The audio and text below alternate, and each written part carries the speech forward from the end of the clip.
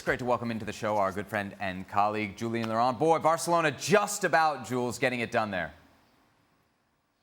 Yeah, just about. I guess maybe the draw would have been a fair result because, as you showed in the highlights, I think Athletic Club had some good opportunities. There was not much really into the game between the two teams, I thought, and it was a moment of brilliance first from João Felix because that through ball, the first touch, the way he turned, finding that space in a very crowded midfield was brilliant to start with. And then you said it, what a night for Marc Guiu, 17-year-old, 2 touches. On the second one, he scores his first goal on his debut. Had a lot of joy. On the other, Balde found a lot of room. And that was Barcelona's best outlet as well. But in truth, and despite, okay, we're looking at the percentages, Barcelona dominated there, but it never really felt like that.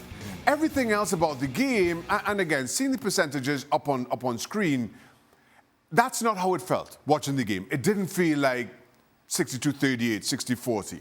It felt far more even. And I think the chances, similarly, no question, Unai Simon, the busy of the 2 goalkeepers, but Ter Stegen had to come up big on occasion as well. So I certainly felt it was heading towards a draw.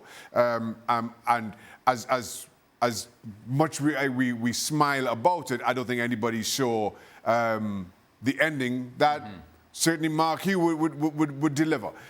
It's a great story, fairy tale story to use Jules' words, but that is not what you expect Xavi was relying on or how he drew it up last night. Yeah. Jules been covering this game for a minute, right?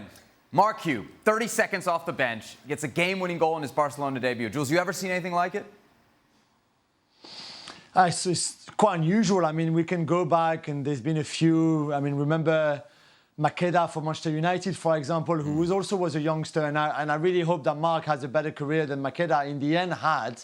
But by the time when Shaka was in the Premier League back then, it was an incredible moment, really, to see that youngster, 17 I think he was as well, just scoring all the time for United in that incredible scoring spell that he had. But it's rare, of course. What I loved about the goal is, the finish, of course, and like Shaka said, not much time to think, you take it.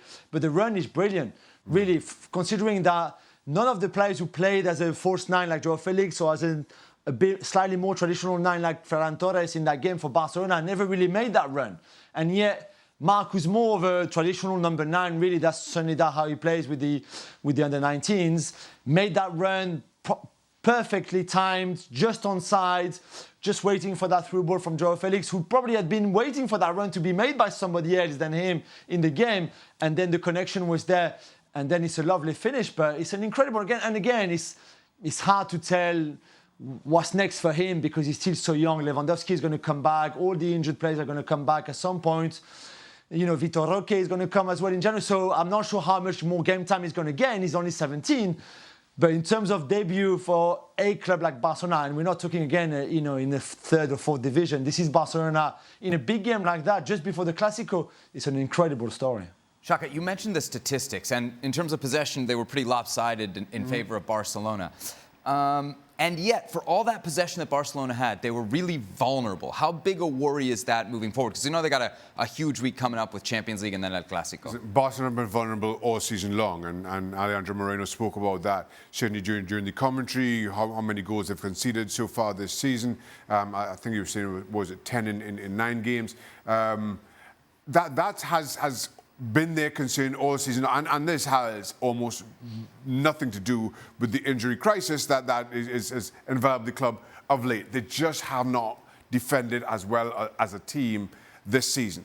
And so you're relying a lot on the goal scorers. So when you see the likes of Lewandowski sitting in the stands, that's a concern. Now, as I said from the get-go, when he did get injured, I thought he'd be back in time for the Clásico, and there's some suggestion that he will.